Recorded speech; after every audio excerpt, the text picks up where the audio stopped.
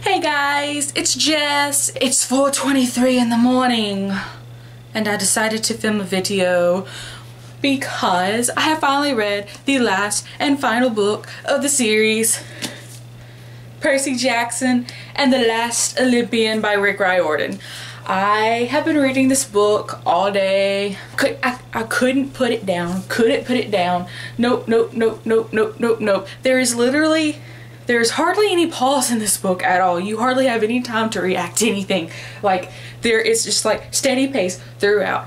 Okay. So for those of you who have not read this book yet, not much I can say without spoiling you. The only thing I can really say is that it's about Percy and the last battle of the prophecy. We find out what the prophecy is and we find out everything, and that's all I can say. There's nothing I can say that wouldn't be a spoiler. If you read the first four, you're going to read the fifth one, so if you haven't read the book yet, I'm going to ask you to leave now and go read it and then come back later. So yeah, bye, go, shoo. When I opened up the book, this one on both, look, it has the marking on both sides that none of the other books had that. Look, I don't know why I'm so amused by that, but I am.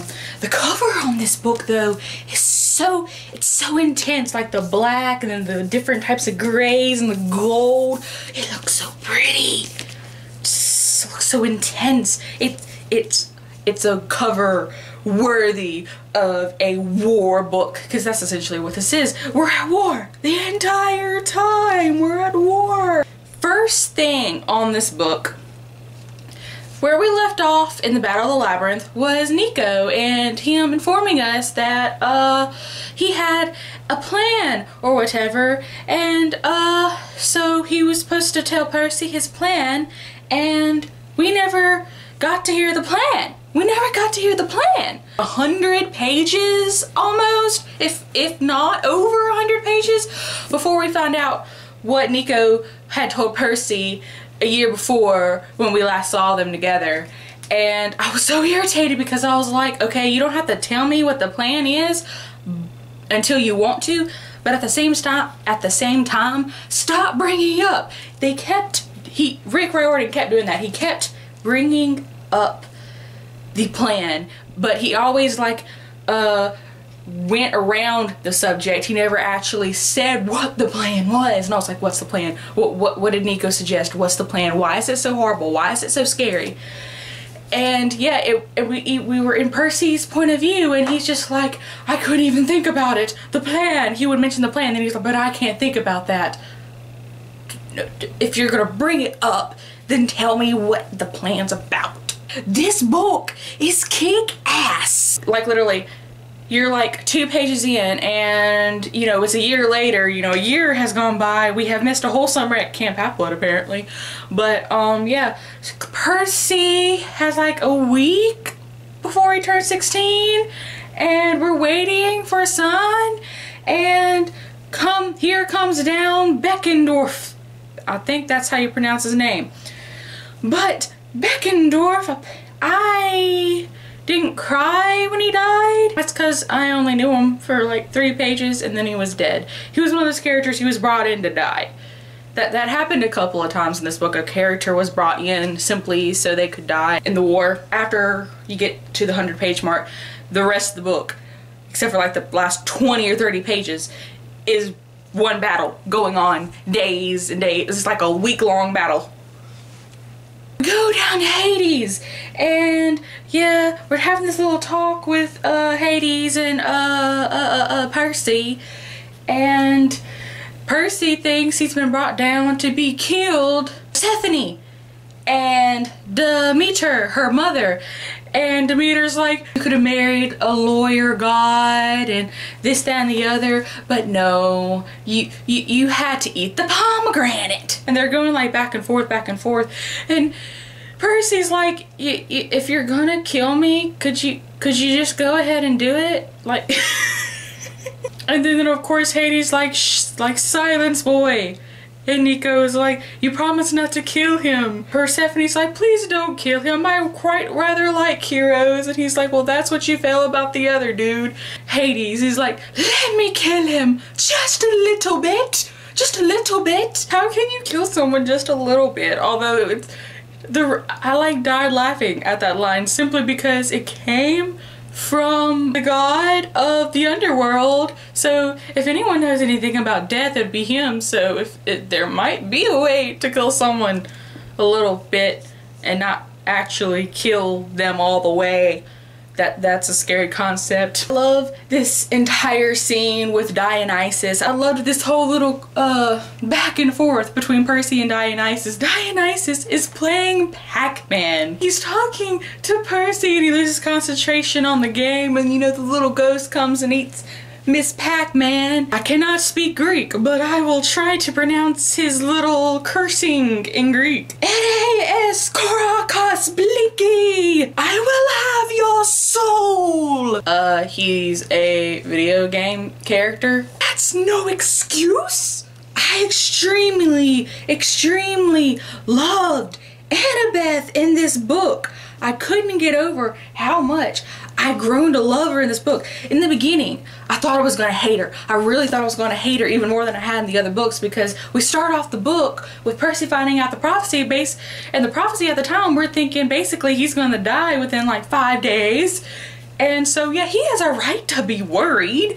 He just wants to talk about, all he's wanting to do is talk about the prophecy and Kronos, and Annabeth flips shit and like yells at him, and I'm just like, really?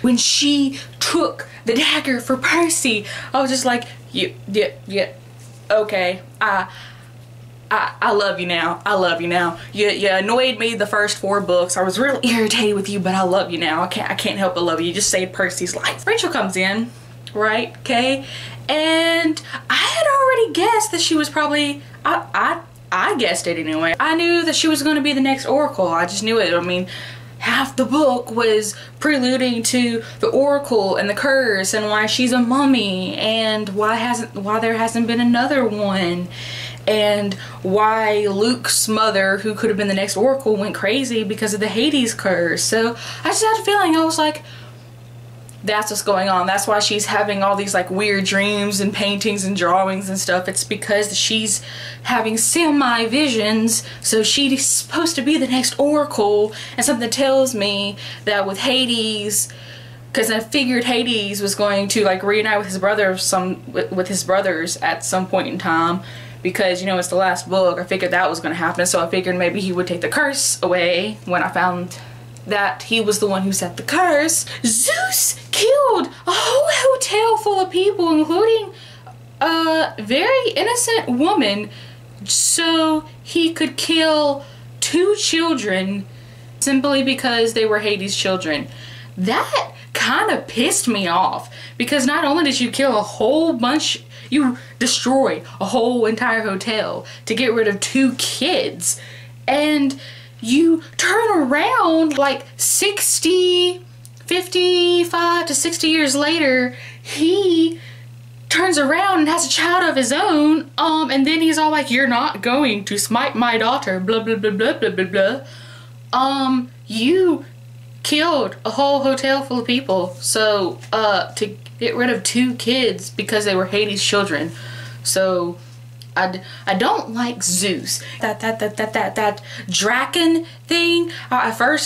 When I first read it, I was like, Draken. Maybe he meant Draken and accidentally put a K. Sometimes there are a lot of typos, guys. You'd be surprised of how many times someone puts like they'll double up the words. Like they'll put like the at the bottom of like page 28 and then start page 29 with the, because I guess since it changes pages, they think they forgot that they put the down there.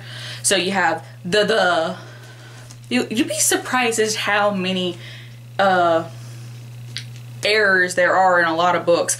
Like if y'all have noticed, there are sometimes you'll be reading a book in a font, and then you'll get to one paragraph, and that one paragraph will be a completely different font. So I was thinking it was a typo, but no, then we came across a second Draken, and then a third Draken, and then they finally explained Percy's like, okay, there's a dragon and there's a draken. And a draken is basically a huge, ginormous snake thing the size of a dragon. And I was like, oh, well, the only thing that would make this scarier is if it was a spider or a scorpion. If it was a scorpion the size of a dragon, that would be extremely scary. Rachel and them, they're standing outside the building, and Percy, he tells Rachel, Rachel, get inside the building. I want to stay. A shadow blotted out the sun. Across the street, the dragon slithered down the side of a skyscraper. It roared, and 1,000 windows shattered. On second thought, I'll be inside. Good choice, Rachel, good choice.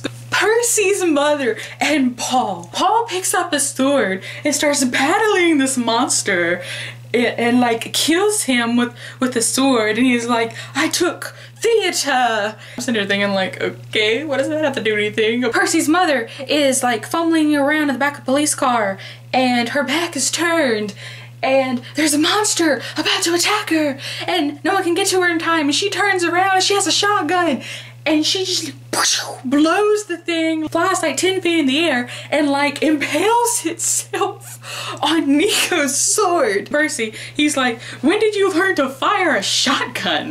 About 2 seconds ago. Tyson's war chant. Peanut butter! It was supposed to be for Poseidon! I love how Poseidon later they alluded to that, and he's like, Tyson's a really good fighter, but peanut butter is a really odd battle chant. Ooh, ooh, and when Percy sat on Poseidon's throne, and he's like, who dares? And then he like calms down, he's like, Percy, what are you doing on my throne? That's the only way I thought I could get your attention? You better be glad that I looked before I smited, otherwise you would have been ash. So apparently they're very picky about their thrones. When they offered Percy a wish, I knew he wasn't going to become a god, but I really liked his wish that from now on I want you to claim all your demigod children, and so that way they can get to Camp Half-Blood, and also I want a cabin and a throne on the council for every single god, even if they're minor. So I really liked that, but I honestly thought his wish is going to be that he no longer had the Achilles curse. So yeah, nope. Apparently he's going to have the Achilles curse.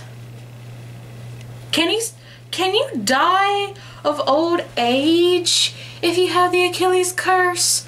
I'd have to read up on my Greek mythology, but I'm not sure if you can die of old. I know you're battle-wise, the only way you can get killed is if that one spot gets hit. Yeah, I'm not sure about that. The kiss at the end, the entire camp had been eavesdropping on them finally making themselves a couple. They had been eavesdropping on their entire conversation and their kiss, and like picks them up and throws them in the water, and they're all like just standing. I am imagining them all standing there just waiting like, okay, so when are they coming up? And I'm like sitting there imagining them like under the ocean in a little bubble, Annabeth and Percy making out, and I'm just like, oh, how sweet. A pig flew. There was a flying pig. Only Rick Riordan could write a flying pig into a story and make it seem deadly and scary. The automatons, we never did get to see the automatons. Did we? I remember we got to see the automaton lions, but I don't think they ever came back into play, did they? I don't remember them being in any of the battles. I don't remember. What was Plan 23? Maybe that was explained, but I don't remember anyone explaining what Plan 23 was. Was it the shield? Was the shield Plan 23?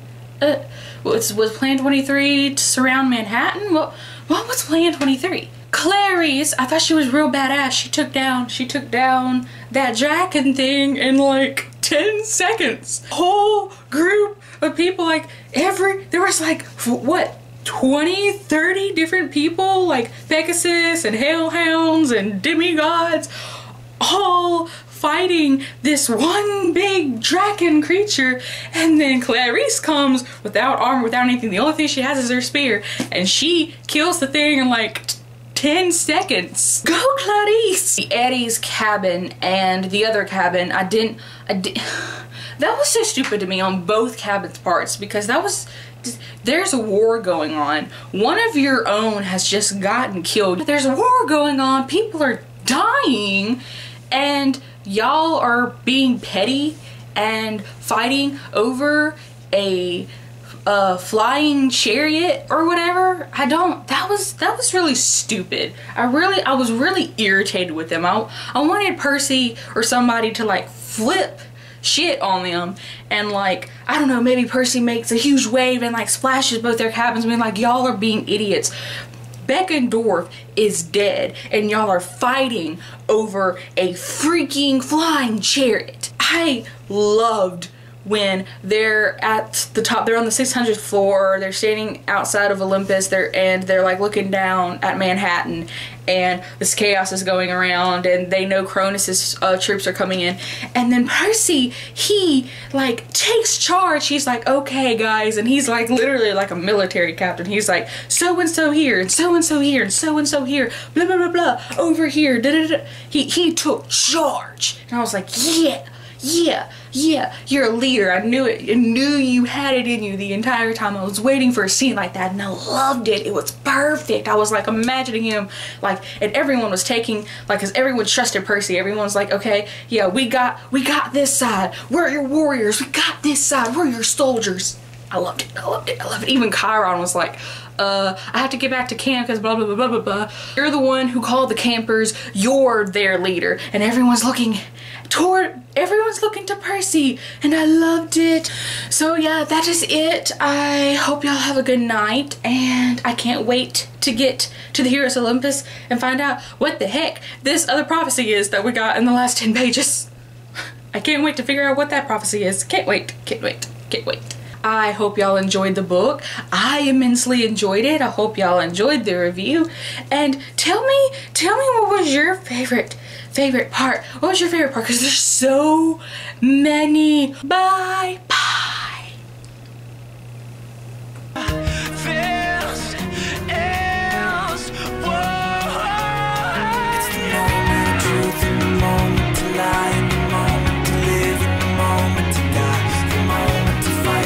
This book is so kick-ass. I'm dusting off my book. You have to treat them with respect. We are the champions, my friends, and we'll keep on fighting to the end. That was meant to be Alf tune. Yeah. Peanut butter!